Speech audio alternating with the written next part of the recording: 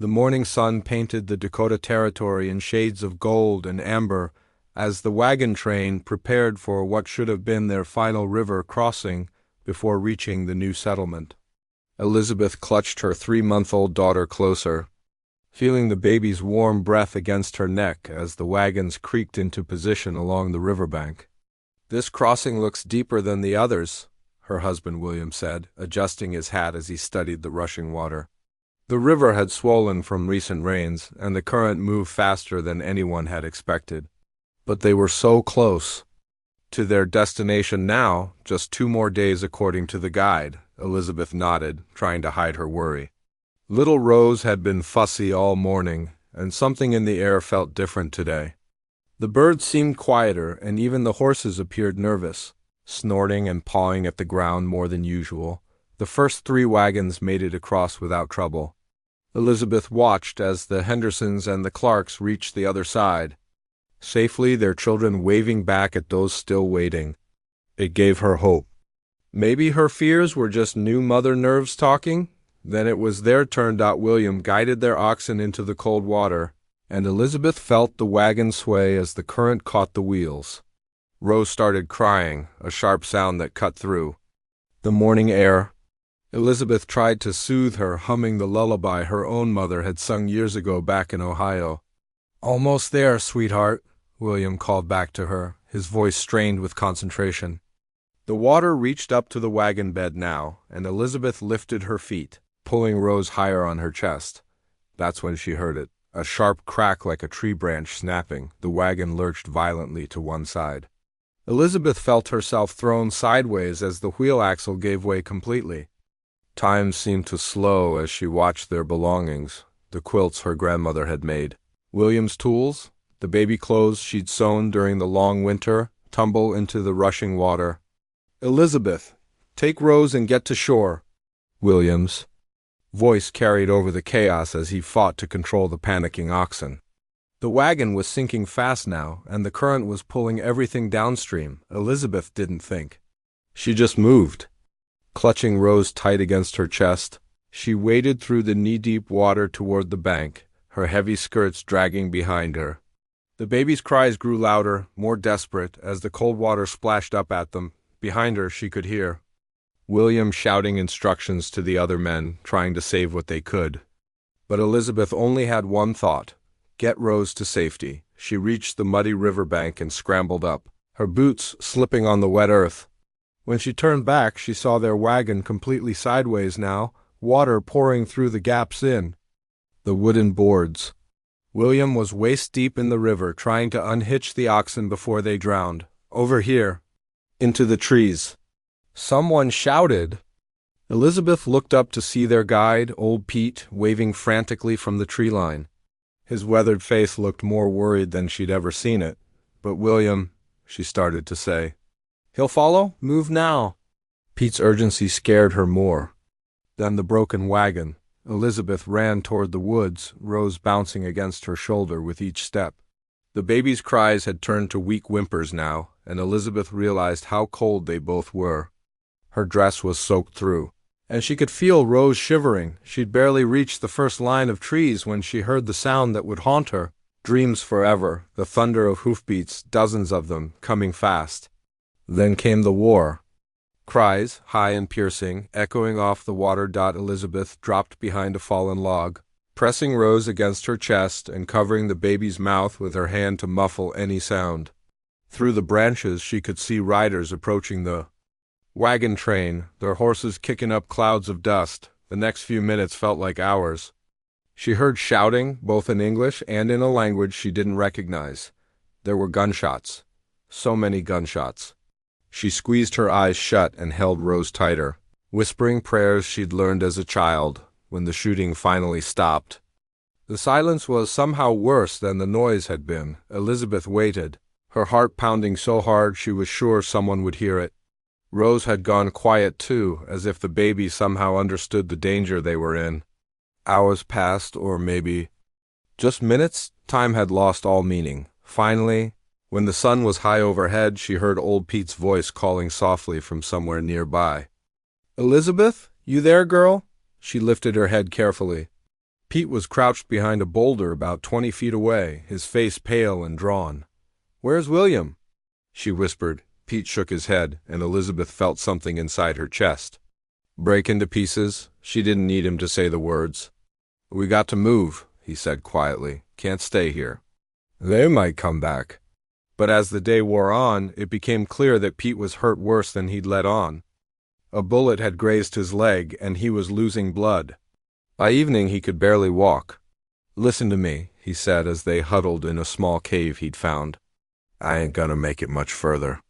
You take what food we got left and head downstream. Follow the river, but stay in the trees.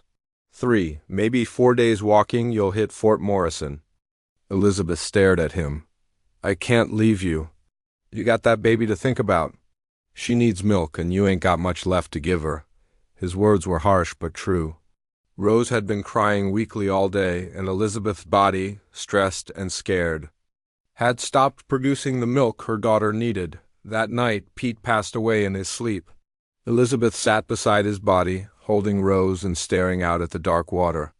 She was completely alone now, in territory she didn't know, with a baby who was slowly starving. The next morning she buried Pete as best she could with rocks and dirt. Then she took the small bag of hardtack he'd saved and started walking downstream, staying close to the trees just like he'd told her, but Fort Morrison might as well have been on the moon. Elizabeth had never been alone in the wilderness before. Every sound made her jump: the crack of a branch, the rustle of leaves, the splash of fish in the river.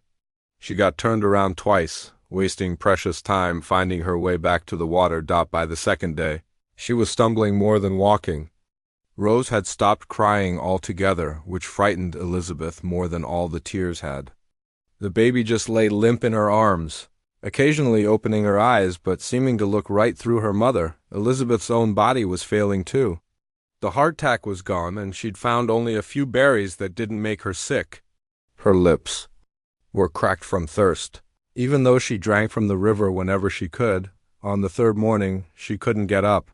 She'd found a spot by the riverbank where some willows provided shade, and she just sat there holding Rose, watching the water flow past.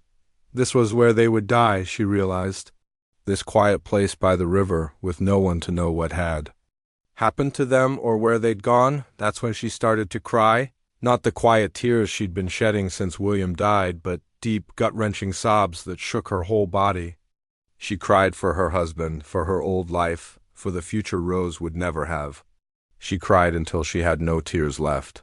And then she kept crying anyway. She was still weeping when she heard the footsteps in the grass behind her. Standing Wolf had been following the trail of the broken wagon train for 2 days now. As one of Chief Red Cloud's most trusted scouts, he knew these lands better than the lines on his own hands. He could read stories in bent grass and broken twigs that most men would never notice. The attack on the wagons had been swift and brutal. His war party had struck hard and fast, the way they always did when settlers tried to cross through their sacred hunting grounds without permission. But something about this particular raid had left him feeling hollow inside. Even though they'd driven the intruders away successfully, maybe it was because he kept thinking about his own family. His wife, Morning Star, had died just 8 moons ago when the spotted sickness swept through their camp. Their baby daughter, Little Dove, had followed her mother to the spirit world just 3 days later. The grief still sat in his chest like a stone, heavy and cold, making it hard to breathe sometimes. He'd thrown himself into his duties as a warrior after that, taking on the most dangerous scouting missions, hoping that staying busy would make the pain fade, but it never did.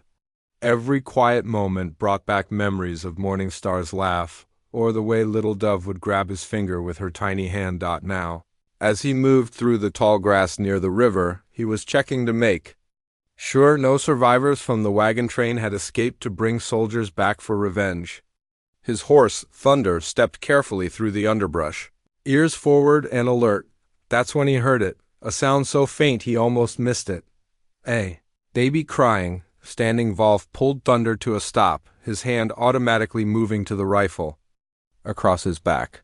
He listened carefully, trying to figure out where the sound was coming from. The crying was weak, like a newborn bird fallen from its nest. He slid down from his horse and moved forward on foot, his moccasins silent on the damp earth.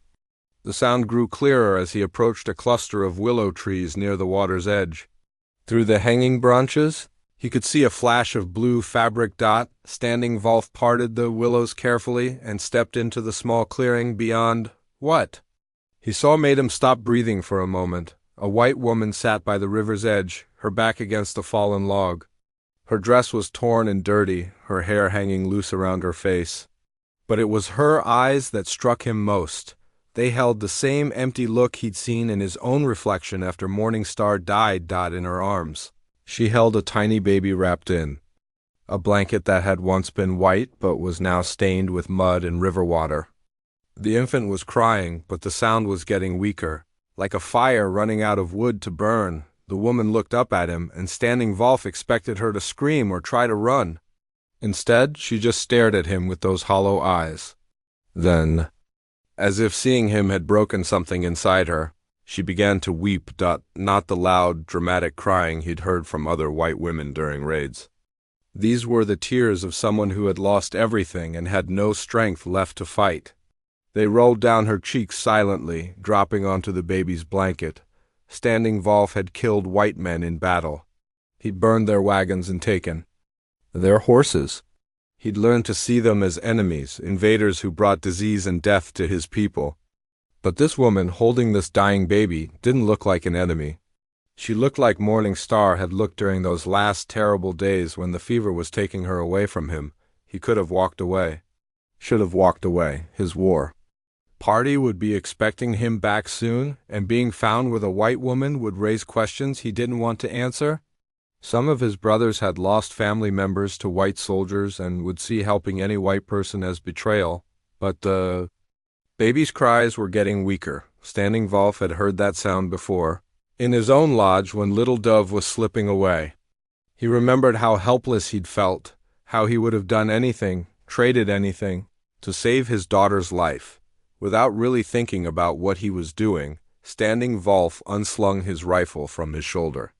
The woman's eyes widened slightly as she watched him, but she didn't try to run or call for help. She just sat there, holding her baby, waiting for whatever was going to happen. He looked at the rifle in his hands. This weapon had taken white men's lives. It represented everything his people were fighting for: their land, their way of life, their right to exist.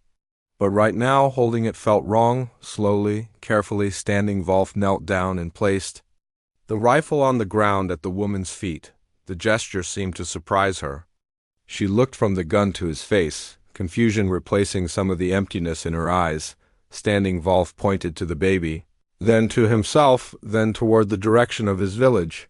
He didn't speak. White people rarely understood his language, and he knew only a few words of English. But he hoped she would understand what he was offering. The woman looked down at her child. The baby had stopped crying now, which wasn't a good sign. Her tiny face was pale, her lips slightly blue. Standing Volf could see that the infant was close to the spirit world. He thought about Morning Star, about how she would have felt seeing any baby in such condition. His wife had always said that children belonged to everyone, that protecting the young was every adult's sacred duty. It didn't matter what color their skin was or what language their parents spoke. Standing Volf reached into the pouch at his side and pulled out a piece of dried meat. He offered it to the woman, making eating motions. She shook her head weakly. Her body was too stressed and starved to eat anything rough like that. Then he remembered the stream that ran near his village, and the woman there who had recently lost her own child but still had milk to give. Winona had been grieving terribly since her baby died at birth. Maybe helping this white child would heal something in both women. He stood up and whistled softly. Thunder appeared through the trees, moving carefully through the undergrowth. The woman watched with wide eyes as Standing Volf took a rope from his saddle and fashioned it into a simple harness that could hold both her and the baby. Safely on the horse, she understood what he was offering now. Her eyes filled with fresh tears, but these were different somehow. There was hope mixed in with the grief. Standing Volf helped her to her feet. She was lighter than he'd expected, and he could feel how much weight she'd lost during her days by the river. The baby stirred slightly as they moved. which was encouraging as he lifted them both onto Thunder's back. Standing Volf found himself thinking about the stories the elders told around the winter fires. Stories about times when enemies had helped each other, when the bonds between all living things were stronger than the walls people built between themselves. He picked up his rifle from where he'd laid it down. But as he slung it back over his shoulder, it felt different somehow, lighter, maybe. Or maybe he was the one who felt different. Thunder began walking toward the village, carrying his unusual cargo through the tall grass. Standing Volf walked alongside, one hand on the horse's neck, listening to the baby's breathing, and hoping they wouldn't be too late. He didn't know what his people would say. When he arrived with a white woman and her child, he didn't know if this act of mercy would be seen as wisdom or foolishness. But as he looked up at the woman holding her baby, he knew Morning Star would have approved. Some things were more important than war. The Lakota village came into view just as the sun was setting, casting long shadows across the circle of teepees. Elizabeth felt her heart racing as Thunder carried them closer to what looked like dozens of cooking fires and moving figures. She clutched Rose tighter, feeling the baby's shallow breathing against her chest. Standing Volf had been walking beside the horse for hours, occasionally looking up at her with what she hoped was reassurance in his dark eyes. But now, as they approached his people, she could see tension in his shoulders that hadn't been there before. He raised his hand, and Thunder stopped at the edge of the camp. Standing Volf made a series of hand gestures that Elizabeth didn't understand. But she could hear voices responding from the shadows between the teepees. The conversation was in his language, quick and sharp, with tones that didn't sound entirely welcoming. A group of warriors emerged from the largest teepee, their faces painted for war, weapons visible at their sides. Elizabeth's breath caught in her throat as she recognized some of them from 3 days ago at the river crossing.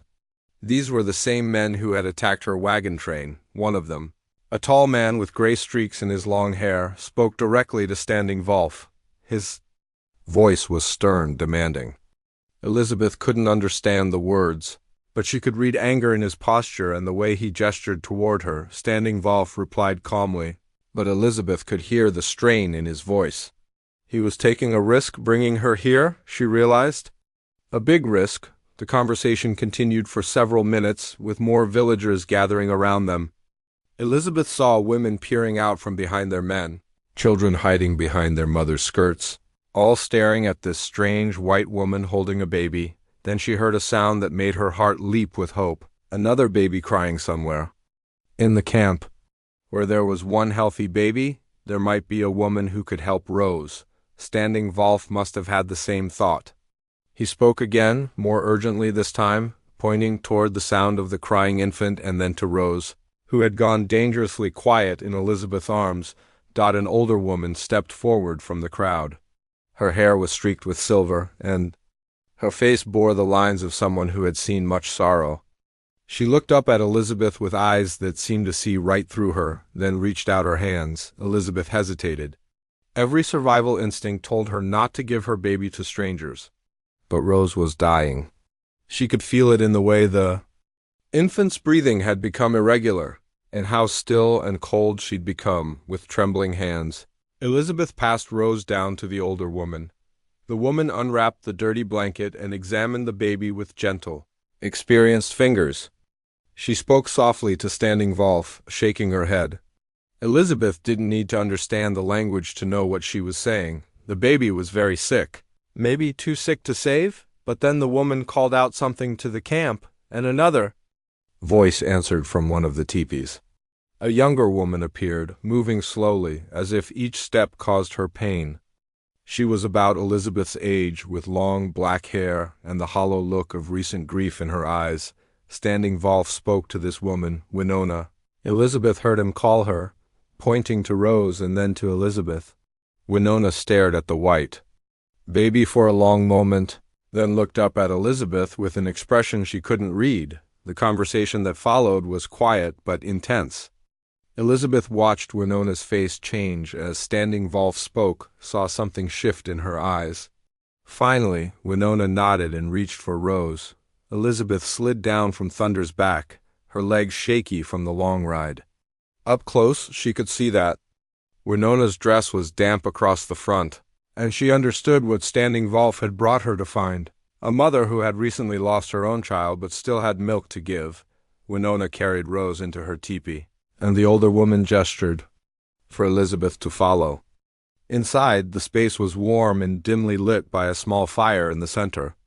Beautiful blankets and pottery decorated the walls, and the smell of sage hung in the air. Winona sat down on a pile of soft furs and opened her dress. Without hesitation, she brought Rose to her breast. For a moment, nothing happened, and Elizabeth held her breath. Then she heard it, the tiny sound of a baby beginning to nurse. Elizabeth felt tears stream down her face as she watched this stranger, this woman, whose people had killed her husband, gently feeding her dying child.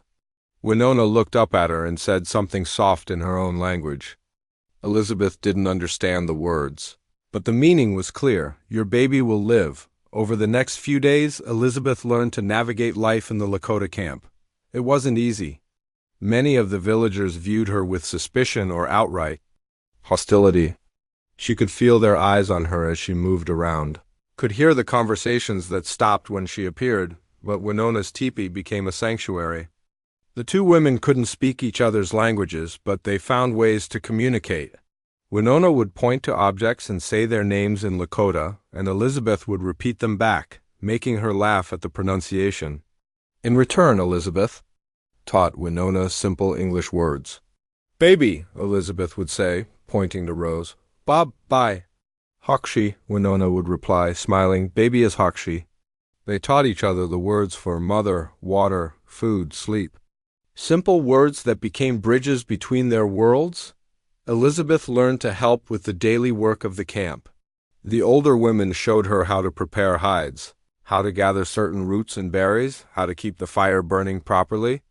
Her hands, soft from her life as a settler's wife, grew rough and calloused, but she was grateful for the work.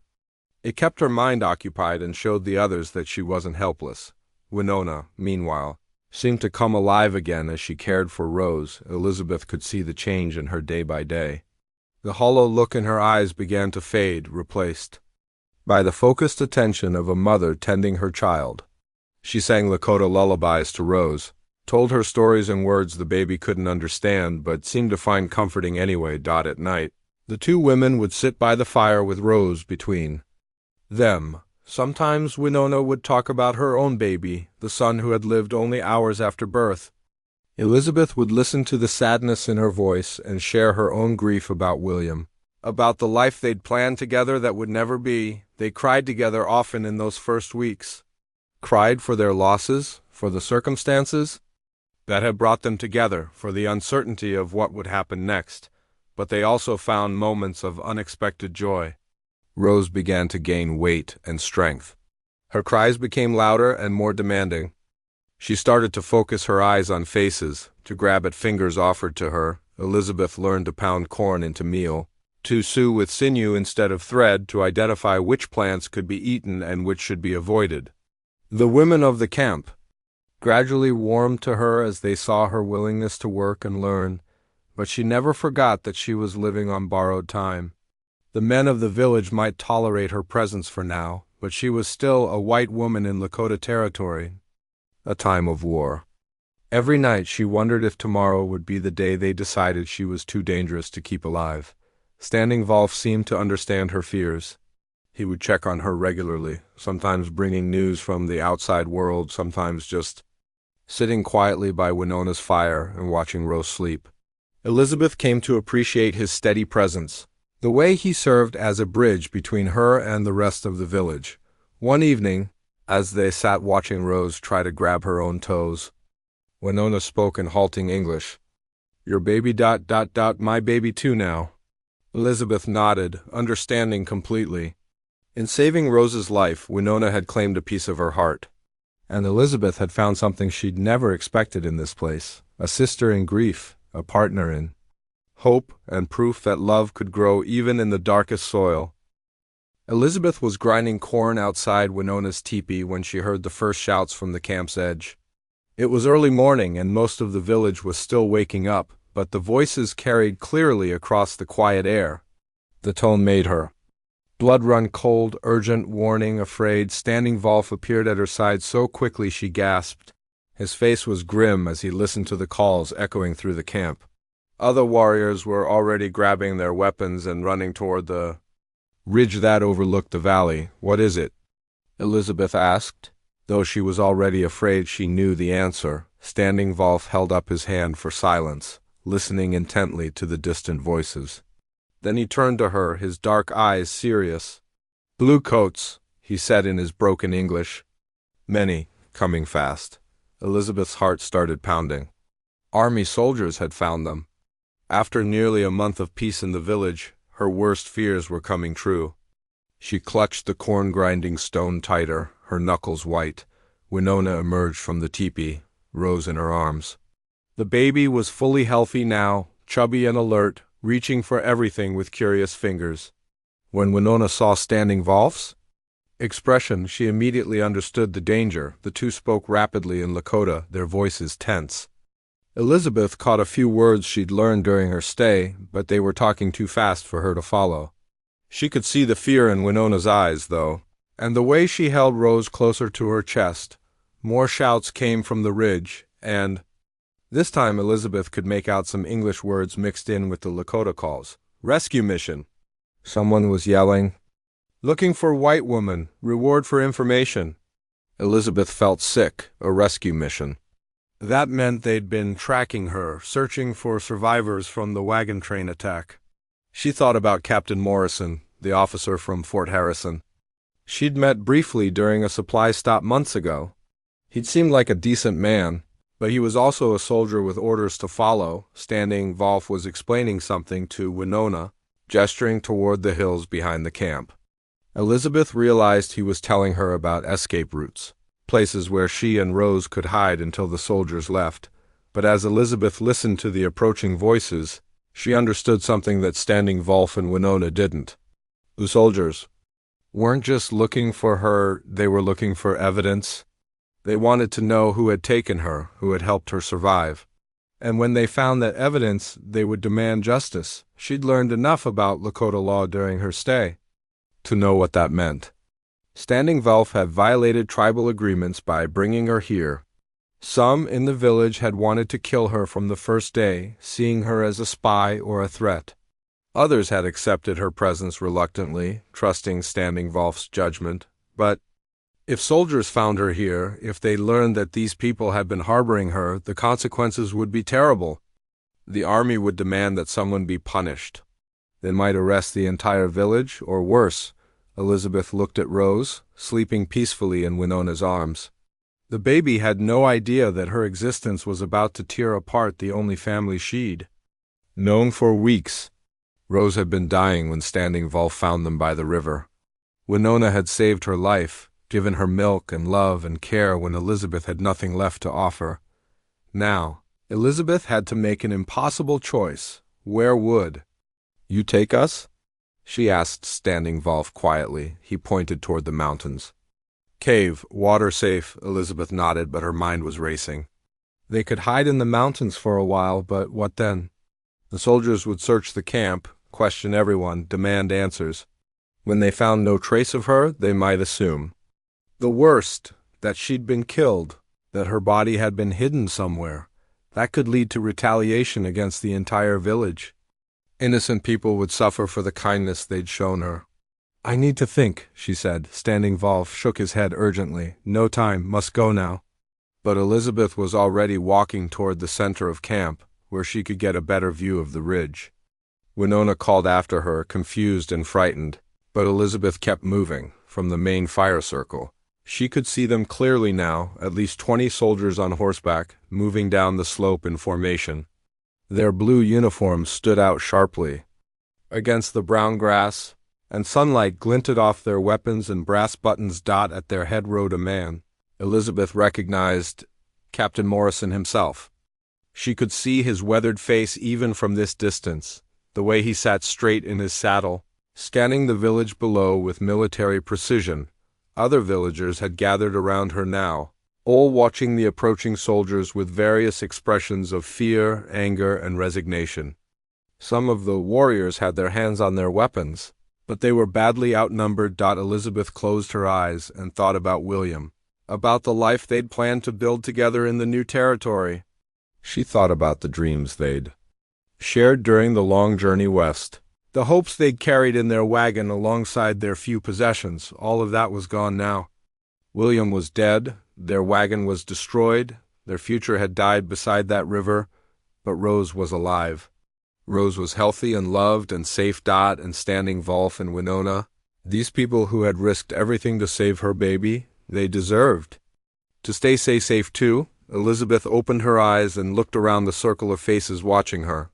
These weren't the savages she'd been taught to fear back east. They were families, mothers and fathers and children, people who loved and grieved and hoped just like anyone else. She'd lived among them for weeks now. She'd seen Winona comfort frightened children during thunderstorms, watched Standing Wolf share his food with elders who could no longer hunt, observed the way the whole community worked together to care for everyone's needs. They didn't deserve to be punished for showing mercy. Elizabeth walked back to where Winona waited with Rose. She took the baby gently from her arms, feeling the familiar weight and warmth. Rose looked up at her with bright, curious eyes, making the little cooing sounds that had become Elizabeth's favorite music. "I have to go to them," she said quietly. Standing Wolf stepped forward immediately. "No, dangerous. More dangerous if—" "I don't," Elizabeth replied. She looked at Winona, wishing she had the words in Lakota to explain what was in her heart. Instead, she reached out and took Winona's hand, squeezing it gently. Winona seemed to understand. Tears started flowing down her cheeks, but she nodded. Elizabeth kissed Rose's forehead, breathing in the sweet baby smell she'd grown to love so much. Then she handed her daughter back to Winona. "Keep her safe," she whispered, "just for a little while."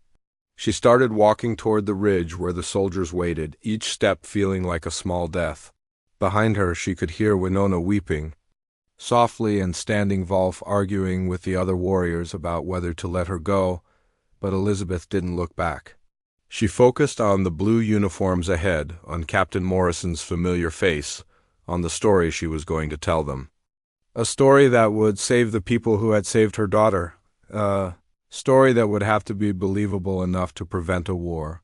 The morning sun climbed higher as Elizabeth walked across the grass toward her own people, carrying the weight of 2 worlds on her shoulders and the echo of Rose's laughter in her heart.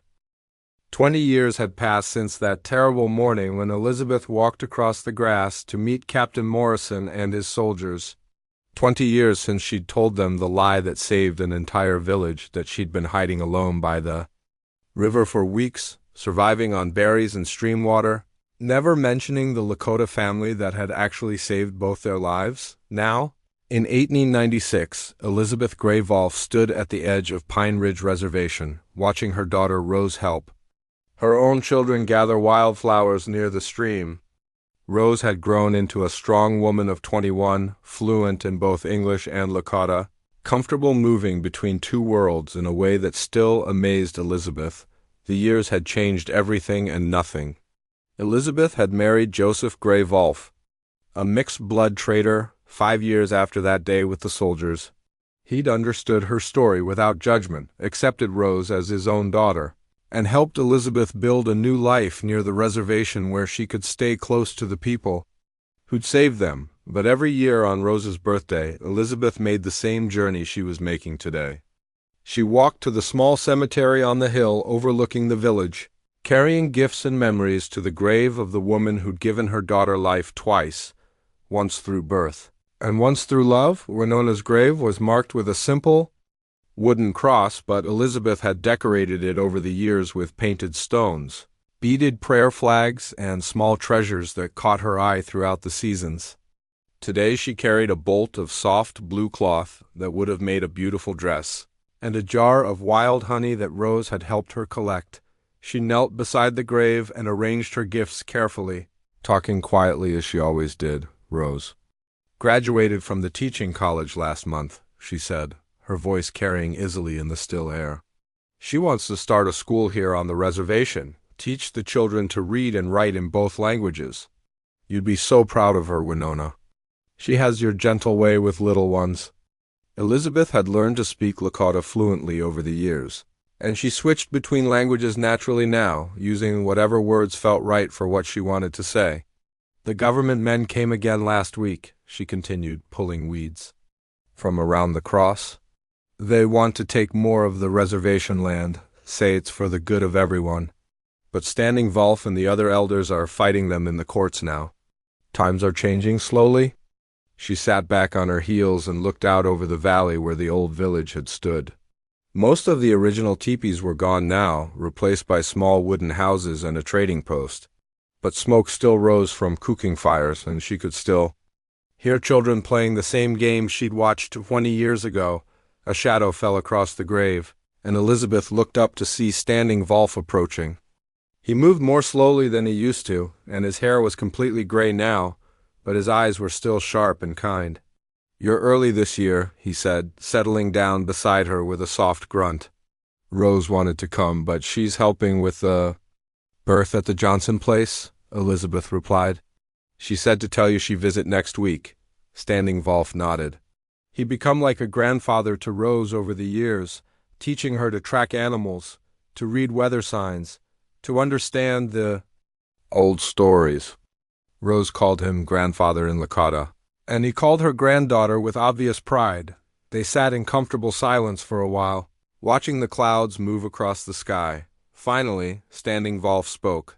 "A newspaper man came by yesterday. From back east. He's writing stories about the old days, wants to talk to people who remember the wars." Elizabeth felt her stomach tighten. "What did you tell him?" "Nothing yet, but he's persistent. Says he heard rumors about a white woman who lived with us for a while, back in '76. Someone in town must have been talking." Elizabeth had always known this day might come. The story of her rescue had become legend among the Lakota, told around winter fires and passed down to children. But she'd hoped it would stay within the community, that the outside world would never learn the truth. "If he publishes the story," she said quietly, "there could be trouble." Standing Wolf shook his head. "Different times now. Most people want to forget the old wars, move on to other things. And besides," he smiled slightly, "who would believe such a story? A Lakota warrior putting down his rifle for a white woman's tears? Sounds like something from a book?" Elizabeth laughed despite her worries.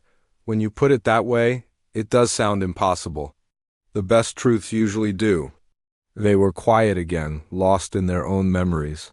Elizabeth thought about all the moments that had led to this one, William's death, those terrible days by the river, Standing Wolf's choice to help her, Winona's decision to nurse Rose, the lie she'd told Captain Morrison. Each decision had seemed small at the time, just one person choosing to do what felt right in that moment. But together, they'd changed the course of multiple lives, created connections that had lasted decades. "I still dream about her sometimes," Elizabeth said suddenly. "Winona. I dream that she's still alive, still taking care of babies, still singing those lullabies she used to hum to Rose." "Maybe she is," Standing Wolf replied. "The old ones say that love never really dies, just changes form. Maybe every time Rose sings to a child, that's Winona's voice coming through." Elizabeth smiled at the thought. It felt true in a way that went deeper than facts or logic. Rose appeared at the bottom of the hill, waving up at them. She'd finished helping with the birth and had come to join them, bringing her own children, 2-year-old William and baby Anna, to visit their adopted grandmother's grave. As Rose climbed the hill, Elizabeth marveled again at how beautiful her daughter had become. She had her father's fair coloring, but Winona's graceful movements, William's stubborn chin, but the gentle eyes of the woman who'd raised her through her first crucial months. "How did it go?" Elizabeth called out as Rose approached. "Healthy baby." "Boy," Rose replied, settling down with them on the grass. "Mother and child both doing well. Mrs. Johnson asked me to thank you for the herbs you sent." Elizabeth had become something of a medicine woman over the years, learning from the Lakota elders about which plants could ease pain or help with difficult births. It was knowledge that built bridges between the white and native communities. Making her a trusted figure to both, little William toddled over to Standing Wolf, who lifted the boy onto his lap with practiced ease. Anna slept peacefully in Rose's arms, her tiny fingers wrapped around a strand of her mother's hair. "Tell us the story, grandfather," William said, using the Lakota word he'd learned before he could properly speak English. Standing Volf glanced at Elizabeth, who nodded. It had become a tradition, this annual telling of how their family had come to be. But Standing Volf always told it as if it were an old legend, something that had happened long ago to people they'd never met. "Once upon a time," he began, his voice taking on the rhythmic cadence of a traditional storyteller, "there was a warrior who had lost everything he loved. And there was a mother who thought she would lose everything too. But sometimes when people's hearts are broken in just the right way, they can help heal each other." Elizabeth listened to the familiar words, watching her grandchildren's faces, as they absorbed the story of courage and compassion that had shaped their lives.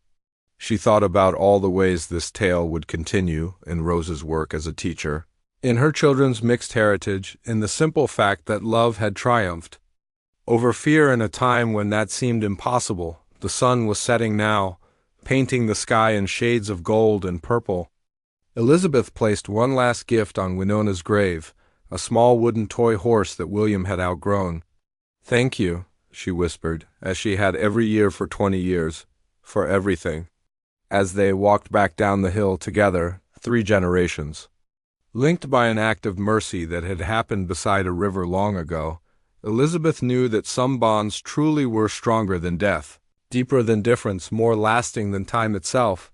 The story would live on, in one form or another, as long as there were people willing to choose love over fear, hope over hatred, connection over division, and that, Elizabeth thought, was the best legacy anyone could leave behind.